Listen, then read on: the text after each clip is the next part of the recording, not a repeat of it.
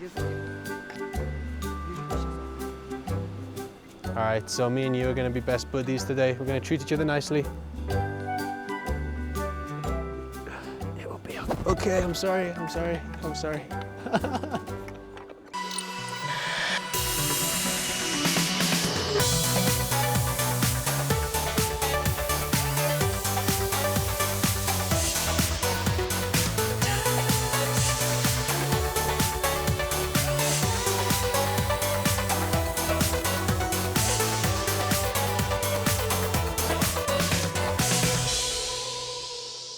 Hello and welcome to the Travel Show with me, Henry Golding, coming to you this week from Singapore, where it's celebrating its 50th anniversary in 2015.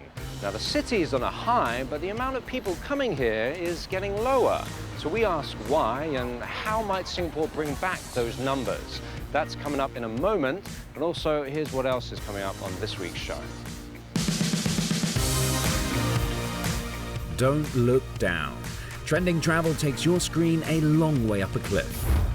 And Ben Zand is in the wilds of Kazakhstan, learning how to control real horsepower. So that's to go left. This is to go right. I'm a master of the horse. Look at me. But first, Singapore sits at the crossroads of East Asia, just off the equator, and pulls in visitors from around the region, as well as people stopping off on their way from one place to another. It's a big, confident city-state that keeps on growing, 50 years after it became independent. Buildings get bigger, the hotels get higher. There's only one thing that's going down: the number of people coming here to take it all in. Now, I myself live here in Singapore, and in many ways it's an amazing place. But if you ask somebody from around the world what they think about when they think about visiting Singapore, well, they'll probably give you two answers: food and shopping.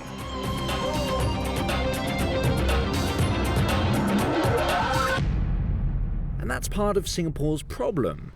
These days, people can find shopping like this in any number of places around the world. And Singapore can be expensive, and to some people, a little bit safe, even boring. Which is why Singapore is looking for something new, to get more people to come here and stay here for longer.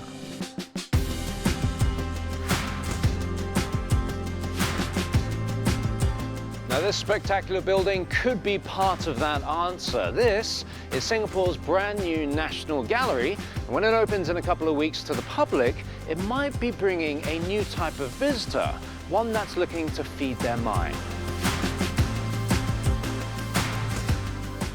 And the recipe? Take two landmark buildings in the city centre, build a spectacular link between them, add in the best of Singapore's art collection, and hope the visitors go, Wow, that is impressive, isn't it? Yeah, I'm glad you like it. That is beautiful.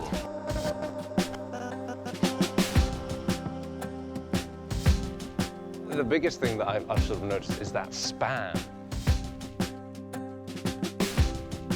When a visitor or a tourist comes to somewhere like this, what do you want them to feel? Primarily, the most important idea for us was to make the visitor feel a sense of welcome, which is why the veil that we very fondly call it as well, it tilts open as a way to signify a welcoming entrance into the building, as well as a sense of awe that you get within this very high volume space. From my sneak preview, the building oozes history. It could be pretty amazing when the wraps come off on November 24th, but will it draw in the visitors? The gallery has high hopes of pulling in thousands every day. I think our aim is around about 2.6 million visitorship. We'll grow it slowly. People are so curious and so interested in these buildings, and I think we can't wait to open the doors, and I think people are just going to stream in. They just want to see the buildings, first of all, and then to see the modern art brought together under one roof, the way we are for the first time ever.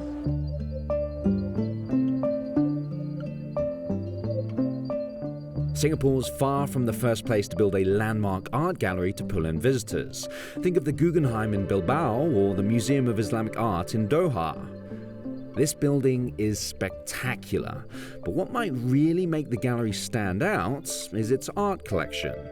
Almost all of it is from around here, in Southeast Asia.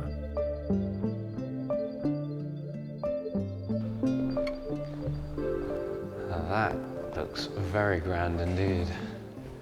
So what are we looking at here? We're looking at a work by Radin Saleh, a Javanese artist who was born to an aristocratic family.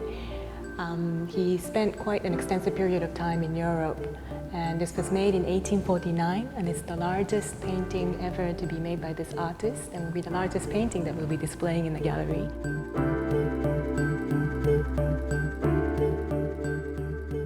It's very visceral in a sense, with that tiger scowling at us. But your choice of artists, I mean, you've got Singaporean, obviously, this Indonesian artist here. It's a collection from Southeast Asia. Do you think it's going to be strong enough to entice foreigners to come to Singapore just to have that flavor of art here in Southeast Asia? Definitely. After we open, we'll be the only museum in the world, and the first museum in the world, to focus on modern art of Southeast Asia. So it will be a must-visit destination, definitely.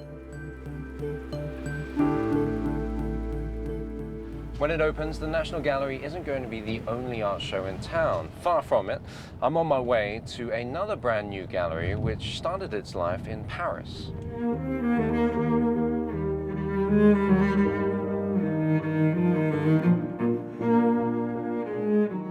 This is the Pinakothèque de Paris, Singapore branch. It's an offshoot of a gallery in France filled with masterpieces from around the world.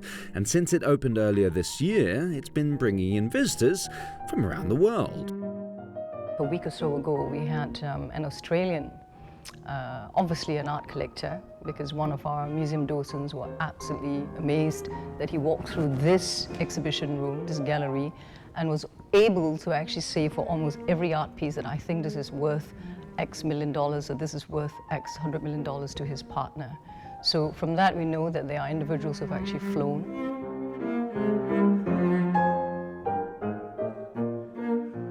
The art pieces that you see in this room, 40 masterpieces, they are all on loan from private collectors. So you could take a plane, you could fly to 10, 12, 15 cities around Europe for that matter. You will not necessarily encounter these artworks. Will these galleries change anything? Most people who come here to Singapore stay less than 3 days. They get a taste of the city and move on. But who knows? Maybe some will have an appetite for a more cultured Singapore.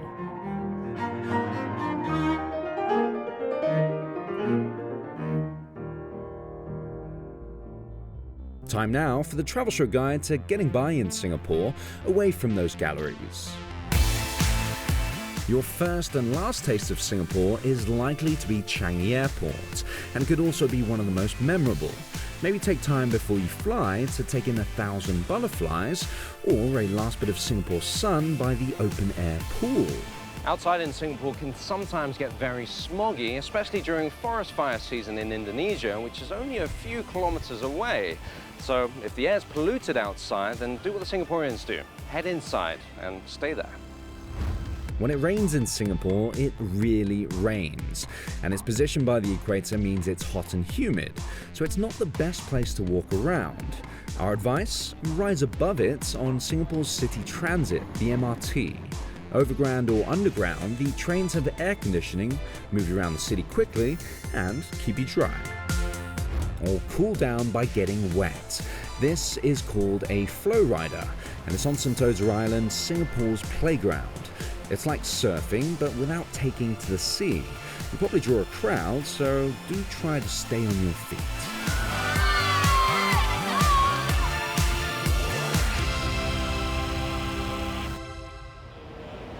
Time now to find out what's going on in the rest of the world. Here's this week's travel update. While Halloween celebrations take place around the world this weekend, in Japan, an annual Halloween parade in Kawasaki started their festivities a week early. And it wasn't just the humans who dressed up. Some dogs seemed to get into the spirit of things as well. As Brazil continues preparations for the Rio 2016 Olympic Games, it also played host to the first ever indigenous World Games. 24 Brazilian ethnicities are participating in the 9-day event alongside delegates from 23 other countries, with competition including traditional disciplines like archery, canoeing and tug-of-war. In Spain, people line the streets to watch as thousands of sheep cross through central Madrid.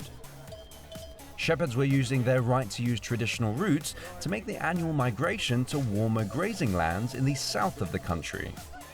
Around 1 million animals are moved a year in this way across some of the country's 80,000 miles of migration tracks.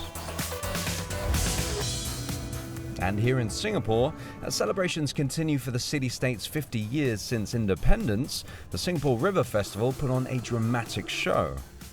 42 performers in white jumpsuits were attached to ropes and lifted above the river, where they moved in formation to music.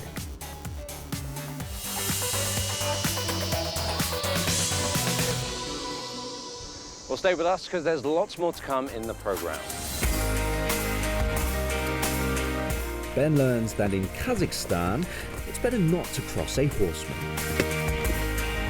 And Trending Travel takes us on a viral video tour of America's Southwest.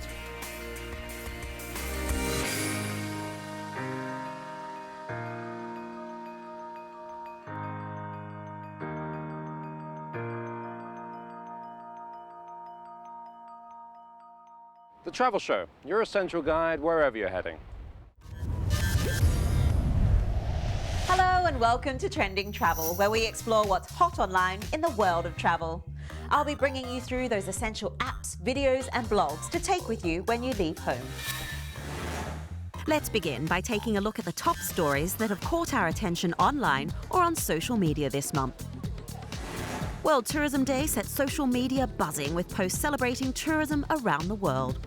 One hashtag, instigated by the UN World Tourism Organization, highlighted that the number of international tourist trips have exceeded 1 billion. An addition to Google's Street View has mapped Yosemite National Park in California's Sierra Nevada mountains in a totally new way. As well as taking a virtual tour of the park's breathtaking sights, users can also explore the 3,000-foot rock face of El Capitan with a slightly vertigo-inducing vertical street view.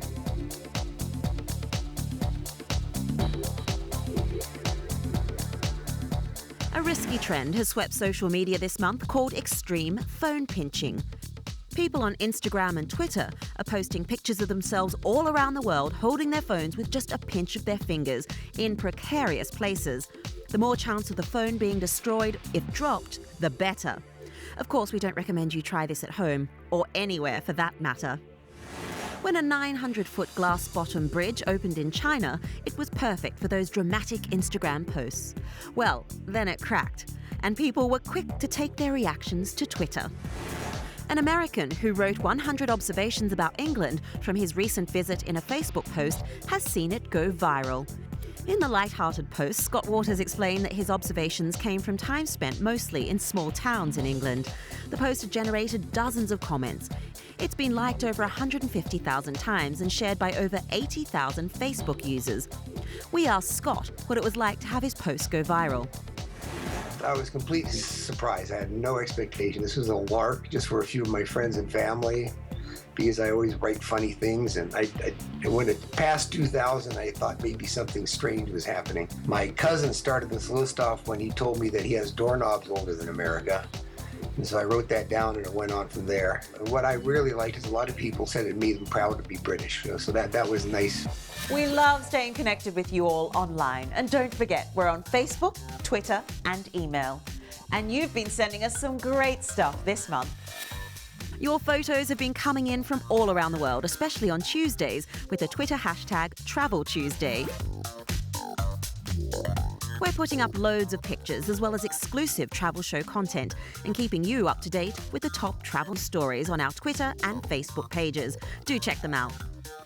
Now let's look at the viral videos that have been clocking up the views this month. When Pedro Saavedra visited North Korea in September, he captured his experiences in this beautiful 5-minute film. We love how he shows the lives and passions of those living in the famously secretive state.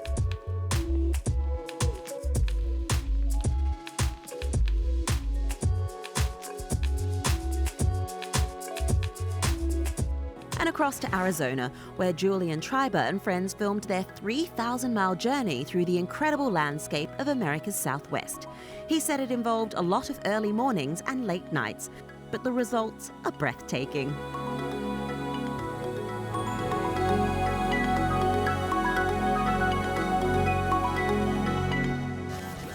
And don't forget to check out our website for all the ways that you can get in touch, or if you've seen anything online that you think we should be looking at. See you next time.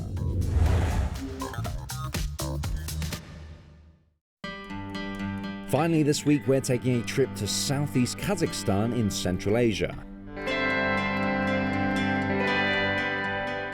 It's full of beautiful, virtually untouched mountains, but if you want to explore them, there's really only one way to travel. We sent Benjamin Zan to try out the Kazakh mode of transport with a whole lot of history and a mind of its own.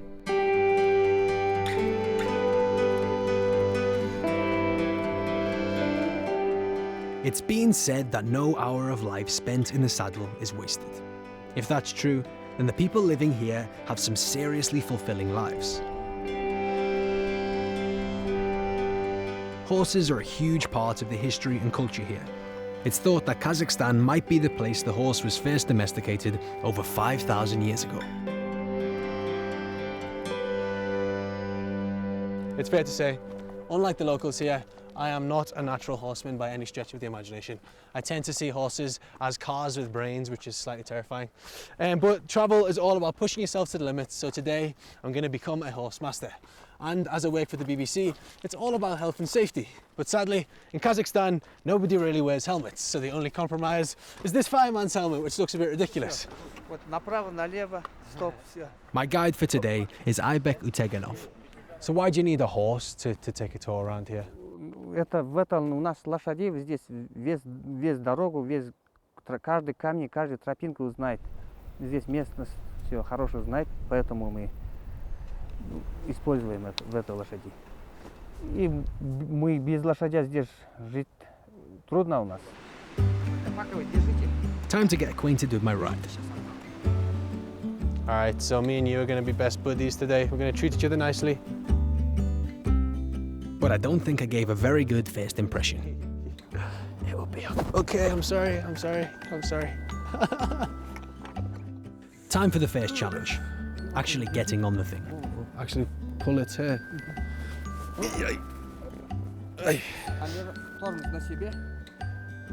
that's to go left. This is to go right. I'm a master of the horse. Look at me.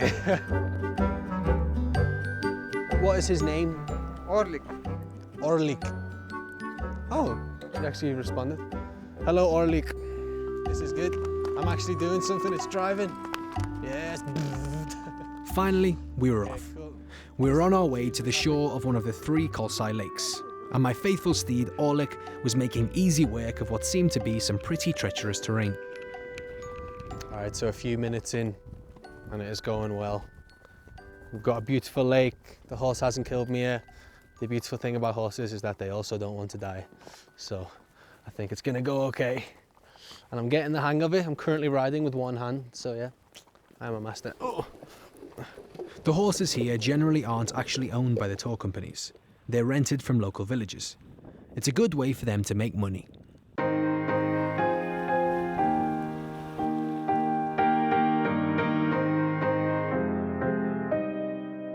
In a usual circumstance, I'd look slightly ridiculous wearing this hat, but whilst riding a horse through the Kazakh mountains, no one can look ridiculous.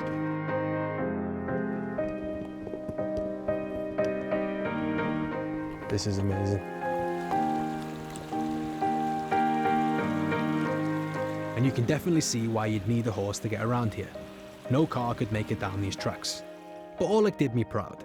After a few hours of riding, we finally made it to our destination.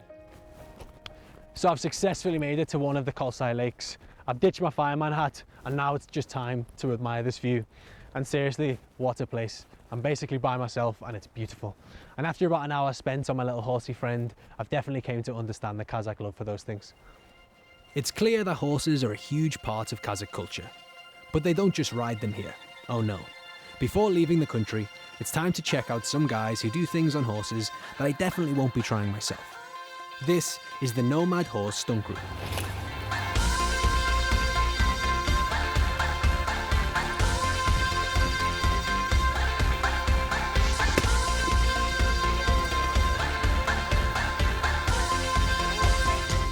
All right, so the guy in the middle is supposedly the leader of the stunt group. He is the Kazakh Zorro, I'm told, so I'm gonna go and speak to him. Hello, nice to meet you. I'm Benjamin. Для казахов, вообще для казахского народа это был лошадь испокон веков. На лошадях казахские батыры выходили на охоту, на войну. Здесь были набеги, войны, и нам, казахам, приходилось обязательно тренироваться, этим заниматься, чтобы защищать свои аулы, свои семьи. So you are one of the coolest guys I have ever seen. What exactly makes you the Kazakh Zorro? Is it because you look like Antonio Banderas? Ну, я не скажу, что я похож на Антонио Бандераса. Может быть, он на меня похож, я не знаю. I don't know.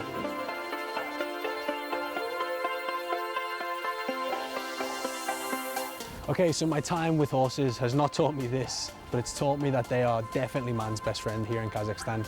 They're a huge part of its history and its culture, and guys like this have taken it to a whole nother level.